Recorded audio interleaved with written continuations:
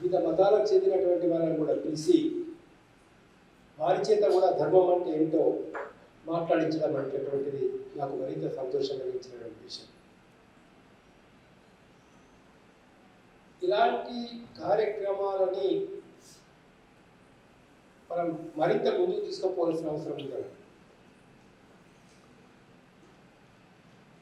యదా యదా హి ధర్మస్య గ్లానిర్భవతి ఈరోజు భారతదేశంలో అడుగడుగున అధర్మమే రాజ్యం వెళ్తున్నది.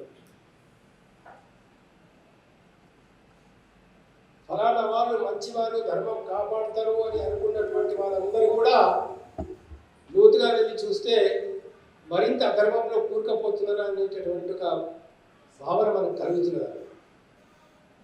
అందుకని నా దృష్టిలో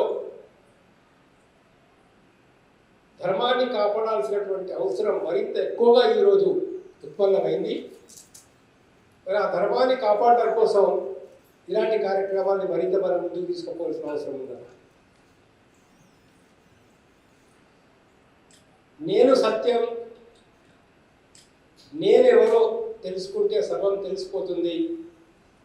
నేను అనేది తెలుసుకున్న తర్వాత మనకు ఒక అవమానం కానీ బాధ కానీ దుఃఖం కానీ ఉండదనేటటువంటి ప్రధానమైన విషయాన్ని మోహన్ రావు గారు చెప్తా ఉన్నారు చాలా రోజుల నుంచి కూడా. నా దృష్టిలో ఈ కార్యక్రమాన్ని మనం పబ్లిక్ ఫంక్షన్గా చేస్తే బాగుంటుందనేది నా అభిప్రాయం. ఇప్పుడు రవీంద్ర భారతి లాంటి చోటలో లేదా ప్రెస్ కాన్ఫరెన్స్ ఉంది, అక్కడ press club, Somajiguda press club. Somajiguda press క్లబ్లో అయితే అందరూ ప్రెస్ వాళ్ళు వస్తారు. ఏమైనా పిలవాలనుకోండి అందరూ ప్రెస్ వాళ్ళు వస్తారు. రకరకాల టీవీల వాళ్ళు వస్తారు. కొందరు ప్రైవేట్ టీవీ వాళ్ళని కూడా మనం పిలుచుకోవచ్చు అలాంటి కార్యక్రమానికి.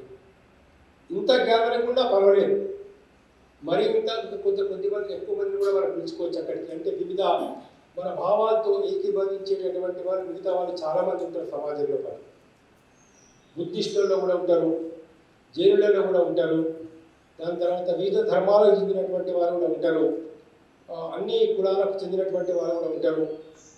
అలాంటి వాళ్ళని కూడా కొంతమంది మనం పిలుచుకొని ఈ కార్యక్రమాన్ని సమాజిగూడ ప్రెస్ క్లబ్లో మీరు నిర్వహిస్తే బాగుంటుందనేది నా యొక్క సజెషన్.